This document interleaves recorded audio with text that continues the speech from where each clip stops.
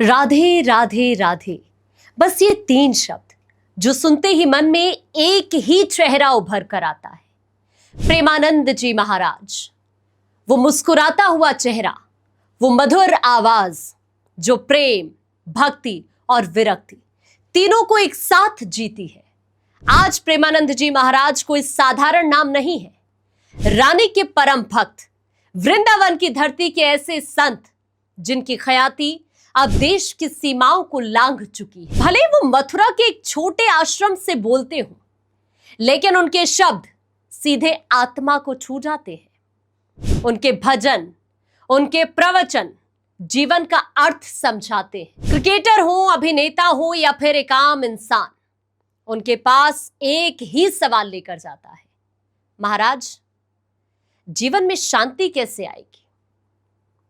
पर आज जो कहानी हम आपको सुनाने जा रहे हैं वो महाराज जी के जीवन की सबसे भावुक कहानी है, जिसे सुनकर शायद आपकी आंखें भी नम हो सकती हैं। एक ऐसी कहानी जिसने उन्हें साधक से संत बना दी, जिसमें एक औरत थी, लेकिन वो औरत कोई और नहीं, उनकी मां थी। प्रेमानंद जी महाराज बताते हैं कि जब मैं 13 साल का था, स्कूल से लौटकर घर आता था तो मन में बस एक ही भाव रहता था, वो था मां। मां से इतना प्यार, इतना लगाव कि जैसे उनकी सांसें भी मां की सांसों से बंधी हो। मां बीमार रहती थी, बहुत बीमार, एक ऐसी बीमारी जो उनके परिवार में पीढ़ी दर पीढ़ी चली आ रही थी। वही बीमारी जो आज महाराज जी के शरीर में भी है। हर शाम जब वो मां की पीड़ा को देखते थे, उनका कांपता शरीर, उनकी बुझती आंखें, तो 13 साल का ये बच्चा भीतर से हिल जाता था। जब मां को देखता तो डर लगता कि अगर मां चली गई तो मैं रहूंगा कैसे? ये सवाल हमेशा महाराज जी के मन में रहता। ये सवाल रहता कि मेरा अपना कौन है, कौन मुझे संभालेगा? ये सवाल उस नन्हे मन को चैन नहीं लेने देते थे। हर बार वही विचार आता, अगर मां चली गई तो फिर क्या होगा? पापा की तरह अगर मां भी छोड़ देंगी तो फिर मेरे जीवन का अर्थ क्या रह जाएगा? और धीरे धीरे ये सवाल उनके भीतर गूंजने लगे। एक एक कर सारे सवाल एक बवंडर की तरह उमड़ने लगे। मैं कौन हूं? क्यों आया हूं? अगर सबको छोड़ना है तो इस जीवन का अर्थ क्या है? प्रेमानंद जी ये बताते हैं कि वो उम्र जब बच्चे खेलते हैं, मैं सोच में खो जाता था।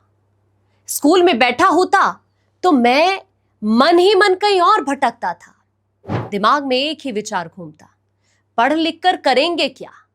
पैसा कमाएंगे, भोग भोगेंगे, फिर मर जाएंगे, तो फिर आखिर अर्थ क्या है? इन सवालों ने उन्हें चैन से बैठने नहीं दिया। हर दिन ये सवाल गहराते गए। हर रात उनकी आत्मा बेचैन रहने लगी। मां की तबीयत और बिगड़ने लगी और उस बच्चे ने तय कर लिया कि अगर संसार का अर्थ यही दर्द है तो मैं फिर भगवान को ही खोजूंगा। वो मां से इतना प्रेम करते थे कि जब मां की बीमारी बढ़ी तो फिर उन्होंने भगवान से ही बात की। उन्होंने भगवान से कहा कि अगर कोई है तो मेरी मां को बचा, नहीं तो मैं सब कुछ छोड़ दूंगा। पर मां की तबीयत सुधरी नहीं और उसी रात प्रेमानंद के भीतर सब कुछ टूट गया। वो रात थी जब एक बेटा संत बनने की दिशा में पहला कदम बढ़ा चुका था। एक दिन जब वो गहरी चिंता में बैठे थे तो उन्होंने फिर अपने मन में कई बातें कही। कहा कि भगवान अगर तू सच में है तो फिर तुझे सामने आना होगा। तू सामने आ अगर तू सच में है। उस रात उन्होंने एक सपना देखा। भोलेनाथ उनके सामने खड़े हुए थे, हाथ में त्रिशूल था और मुस्कुरा रहे थे। भोलेनाथ बोले, तू अपनी मां से प्रेम करता है, पर अब ये समझ ले कि मां ही मैं हूं। जिस प्रेम को तू मां में खोज रहा है वही प्रेम मुझ में है।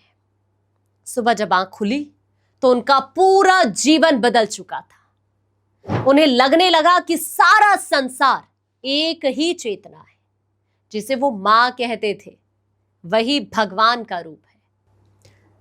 और उसी दिन उन्होंने तय किया कि अब ये जीवन केवल भगवत प्राप्ति के लिए जिएंगे। अब संसार का हर संबंध, हर मोह केवल एक दिशा में जाएगा, प्रेम और भगवान की ओर। उसके कुछ ही समय के बाद उन्होंने घर छोड़ने का फैसला कर लिया। मां ने कहा, बेटा तुम इतने छोटे हो, कहां जाओगे? मां ने रोकने की कोशिश की, पर 13 साल का यह बालक जवाब देता है और कहता है, मां आप तो मेरे दिल में हैं, अब मैं भगवान की गोद में जा रहा हूं। वो पल बहुत भारी था। एक बेटा अपनी मां को प्रणाम कर घर की दहलीज पार करता है और पीछे मुड़कर आखिरी बार देखता है। वो मां जो अपने आंचल से उसका माथा पोंछा करती थी, वो आज आंसू पोंछ रही है, लेकिन बेटे को रोक नहीं पा रही। और यहीं से प्रेमानंद बन गए आर्यन ब्रह्मचारी, एक ऐसा नाम जो कुछ सालों बाद श्रीहित प्रेमानंद गोविंद शरण महाराज कहलाया। साधना आसान नहीं थी। उन्होंने ना भोग देखा ना आराम, गंगा किनारे बैठकर दिन रात राधे राधे जपा। कभी कभी भूखे रह जाते, कभी वृंदावन की गलियों में रात गुजारते और कभी किसी मंदिर के कोने में ही सो जाते थे। पर मन में केवल देखिए एक ही लक्ष्य था, भगवान की प्राप्ति। उन्होंने कहा था, जब आत्मा को उसका मित्र मिल जाता है तो फिर दुनिया की कोई जुदाई मायने नहीं रखती। वक्त बीता। लोग कहते हैं कि एक रात उन्हें ध्यान में वही मां दिखी, मुस्कुराती हुई राधा रानी के रूप में। और तब उन्हें समझ आया, जिस मां से वो प्रेम करते थे, वो प्रेम कोई पारिवारिक रिश्ता नहीं था, वो तो आत्मिक जुड़ाव था, जिसे नाम मिला भक्ति का। उन्होंने कहा कि मां तो भगवान का पहला रूप है।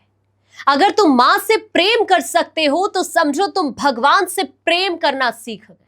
आज वही बालक जो मां की गोद में सुकून ढूंढता था, लाखों लोगों के दिलों में राधे राधे का नाम जगाता है, जिसकी आवाज सुनकर हर दिल पिघल जाता है। वो कहते हैं, जीवन में सबसे बड़ा सुख है अपने मन को भगवान में लगाना। अगर तुम प्रेम को समझ गए तो संसार की हर पीड़ा मिट जाएगी। उनके प्रवचनों में जब वो मां का जिक्र करते हैं तो उनकी आंखें आज भी नम हो जाती हैं। वो मुस्कुराकर कहते हैं, जिस मां ने मुझे जन्म दिया, वही मां अब हर भक्त के रूप में मेरे सामने बैठी है। आप जानते हैं, संत प्रेमानंद का जन्म यूपी के कानपुर में एक ब्राह्मण परिवार में हुआ। उनके बचपन का नाम अनिरुद्ध कुमार पांडे है और पिता का नाम श्री शंभू पांडे, माता का नाम श्रीमती रामा देवी।